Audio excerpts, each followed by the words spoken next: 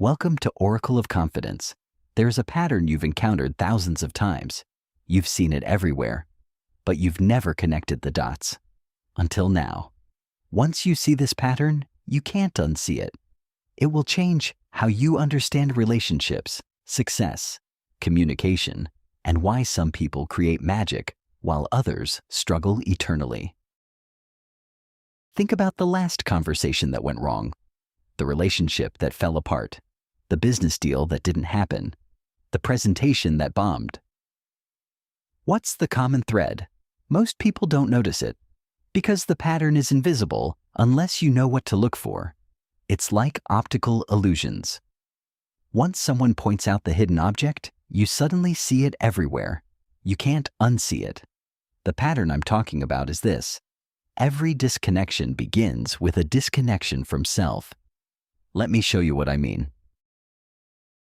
Meet Priya, 32 years old, marketing executive, incredibly articulate, the kind of person who can convince anyone to do anything. But her relationships kept failing. Friendships would fizzle. Romantic relationships would end abruptly.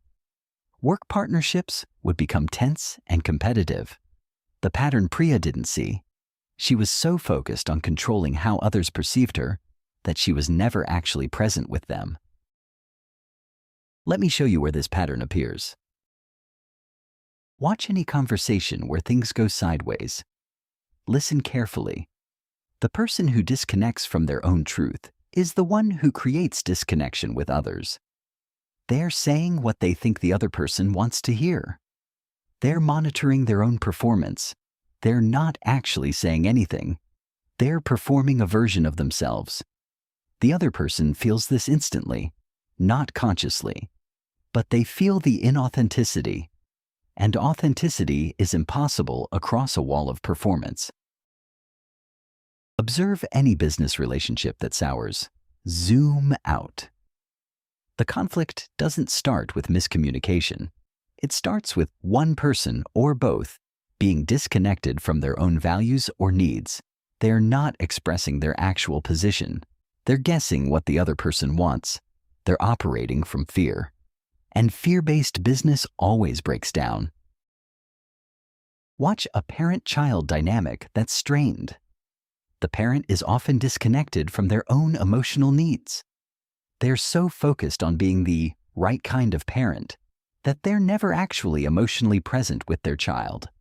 The child feels this gap, and they fill it with insecurity. Look at any creative work that falls flat. The artist wasn't connected to their own truth when they created it. They were trying to please an imaginary audience, trying to be impressive, trying to be safe. The work is technically fine, but emotionally hollow.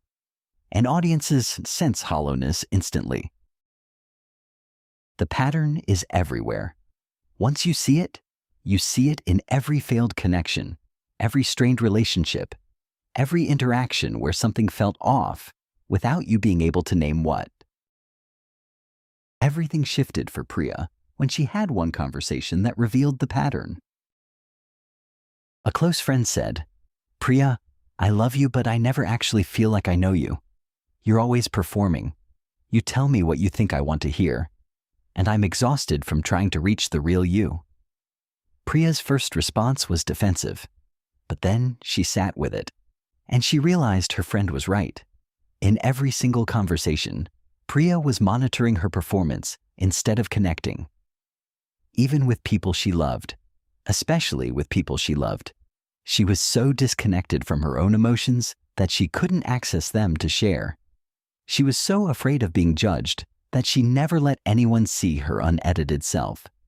She was so controlled that there was no authenticity to offer.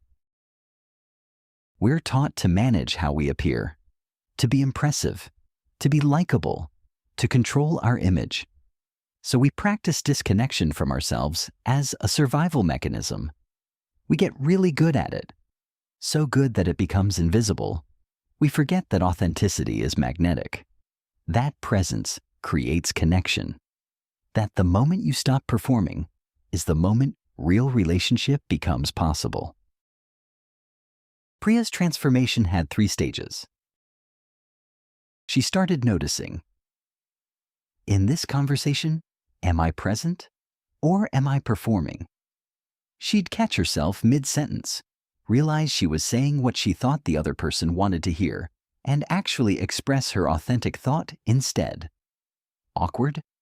Sometimes, but real. She gave herself permission to be seen, to be imperfect, to have needs, to not be impressive all the time.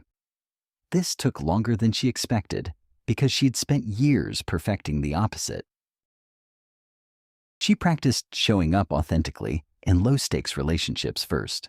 Coffee with a colleague, dinner with a casual friend. Not her closest relationships where the fear was highest.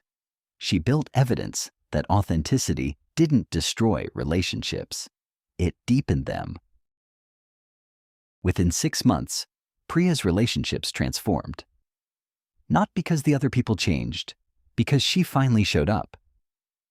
Her best friend said, "It's like you finally let me meet you." Her romantic relationships deepened. Work partnerships became collaborative instead of competitive. And the interesting thing, her persuasiveness increased, not decreased, because now she was operating from authentic alignment instead of manipulative performance. Here's what the pattern reveals. You can't create connection without being connected to yourself. It's neurologically impossible. The other person's nervous system reads your nervous system. If you're disconnected, fragmented, performing, they feel it, and they protect themselves. The moment you get real, they can get real. The moment you're present, they can be present. This pattern shows up everywhere because it's fundamental. It's not just about relationships. It's about whether you're living your life or performing someone else's. Whether you're creating from authenticity or control. Whether you're present or absent. As Brené Brown says, authenticity is a collection of choices that we have to make every day. It's about the choice to show up and be real. Subscribe to Oracle of Confidence. In the comments, tell me, in your most important relationship, are you showing up authenticated or performing? Name it. And then have one conversation where you're completely real instead of performing. Notice what happens. Remember, the pattern you're looking for is everywhere because you are the pattern.